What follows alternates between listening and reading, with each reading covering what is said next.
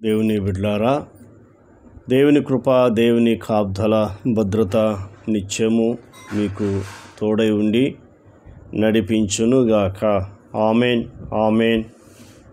దేవుడు ఎల్లవేళలో మీకు తోడై ఉండి ప్రతి కీడు అపాయము తప్పించి ఆయన మీ కష్టార్జితాన్ని దీవించి ఆశీర్వదించునుగాక. Amen, amen. వాక్యాన్ని చదువుకుందాం. 2వ సమూయేలు 2వ అధ్యాయము 6వ వచనము 7వ వచనము దేవుడు ఈరోజు బయలుపరిచిన వాగ్దానాన్ని పొందుకుందాం. యెహోవా చేత మీరు ఆశీర్వచనము నొందుదురుగాక. ఏమాటతను ఇక్కడ? యెహోవా చేత మీరు ఆశీర్వచనము నొందుదురుగాక. యెహోవా చేతనే మీరు ఆశీర్వచనము నొందుదురుగాక అని దావీదు మాట్లాడుతూ ఉన్నాడు. దావీదు ఆశీర్వదించుట ఇక్కడ మనం చూస్తున్నప్పుడు మొదటిది.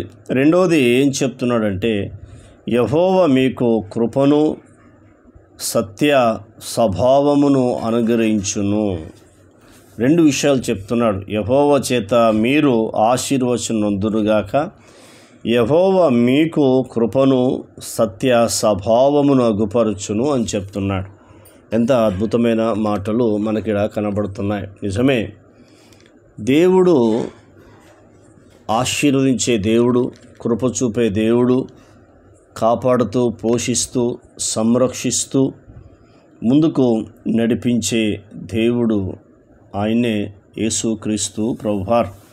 కాబట్టి యేసుక్రీస్తు ప్రభువారు నమ్ముకున్న నీవు కూడా ఆయన మీద ఆధారపడుతూ ఆయన వైపు చూస్తూ ప్రార్థన జీవితం కలిగి ఉంటున్నప్పుడు ఖచ్చితంగా దేవుడు ఉన్నతమైన స్థితిలోనికి తీసుకొస్తాడు. ఈ 2 విషయాలు మాట్లాడుతూ ఉన్నాడు. నిజమే, దేవుడే ఆశీర్వచనము మనకిస్తాడు. దేవుడు ఆశీర్వాదాలతో కూడిన ఈ వచనాలు, వాగ్దానాలు మనకెన్నో ఉన్నాయి. ఆయన నొందుదురు గాక అని మాట్లాడుతున్నాడు. మరి రెండవది, దేవుడు కృప చూపుతాడు. దేవుడు కృప చూపే దేవుడని మనకు పరిశుద్ధమైన గ్రంథము తెలియపరుస్తూ ఉంది.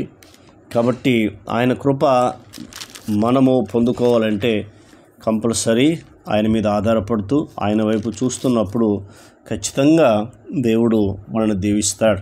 యెషయా గ్రంథము 54వ అధ్యాయము 10వ వచనం చెప్తున్నాడు, పర్వతములు తొలగిపోయినను మెట్టలు తత్తరిల్లినను నా కృప నిన్ను విడిచిపోదని దేవుడు వాగ్దానం చేస్తున్నాడు. అంటే ఇక్కడ పర్వతాలు తొలగిపోయినను మెట్టలు తత్తరిల్లినను అంటే నా కృప నిన్ను విడిచిపోదని వాగ్దానం చేస్తున్నాడు. నోవాహుతో ఇక్కడ దేవుడు వాగ్దానం చేస్తున్నాడు.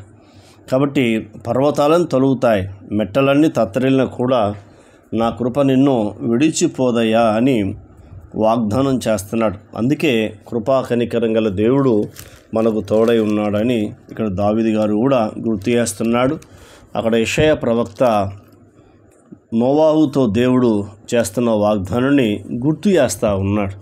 కాబట్టి నిజమే, ఆయన మీకు కృపచూపును సత్య స్వభావమును అగుపరచును, నేనును మీరు చేసిన ఈ క్రియలను బట్టి మీకు ప్రత్యుపకారము చేసేదను అంటున్నాడు. మీరు చేసిన ఈ క్రియలను బట్టి ప్రత్యుపకారము చేస్తానని దావీదు కూడా మాట్లాడుతూ ఉన్నాడు.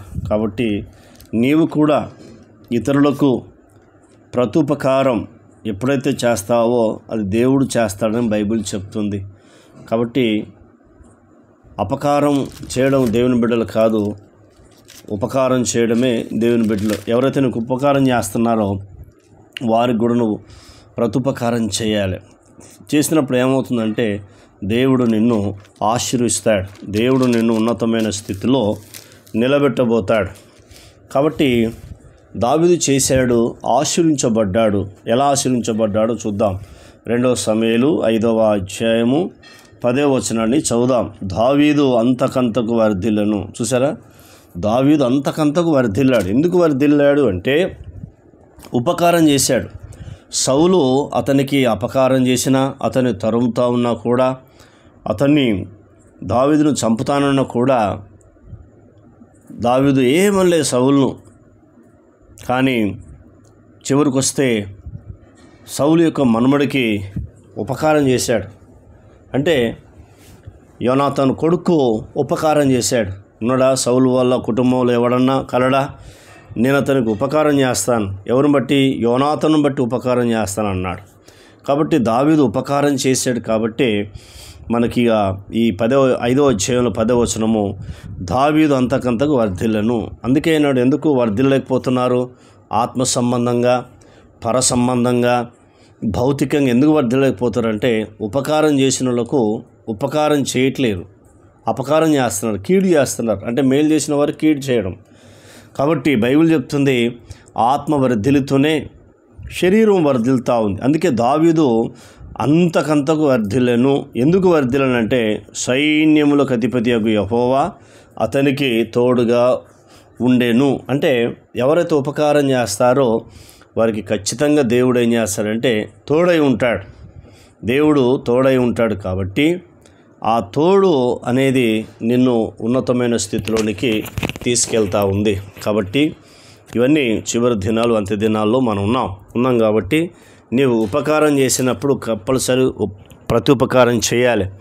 ఎవరు ఉపకారం చేయకపోయినా కూడా నువ్వు వాళ్ళకు చేస్తే దావీదు వర్ధిల్లినట్టుగా నువ్వు కూడా వర్ధిల్తావు. మరి తీర్మానం చేసుకుందాం, ప్రార్థన చేద్దాం.